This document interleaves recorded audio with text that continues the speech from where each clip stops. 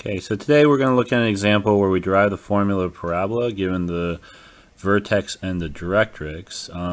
This example is in variable form. Sorry, while I'm adjusting the title. That should be it. But basically, we're going to be given the direction of the parabola, which is upward facing. The focus is at 0, p, and the directrix is y equals negative p.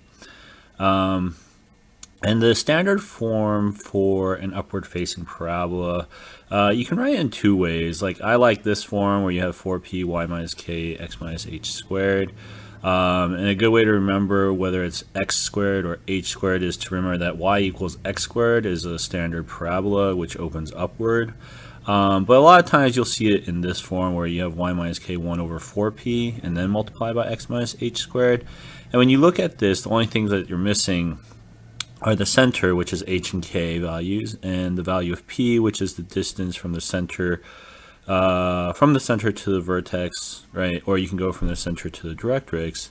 If we sketch this out, the thing that we're going to focus on is finding the center, right? And so the center is halfway between the focus and the directrix, and since the distance from here is p, right, vertically, and the distance from here to here is p, right, we know that the center has to be exactly at the origin because it's halfway between, if you do a line between the directrix and the vertex, halfway to that point would be 0, 0, right?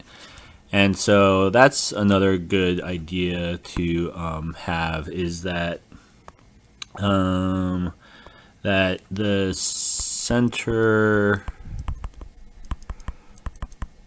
is halfway between the vertex and the directrix.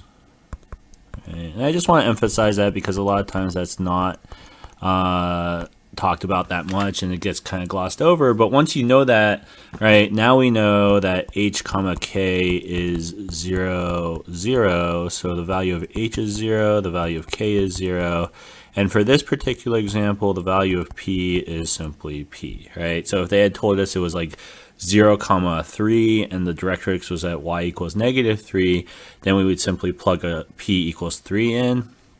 Right, but for our particular example, we have y minus 0 equals 1 over 4p, and then it's x minus 0 squared. And if you take out the minus zeros, because it doesn't really affect the values, right, it just becomes 1 over 4p and then x squared.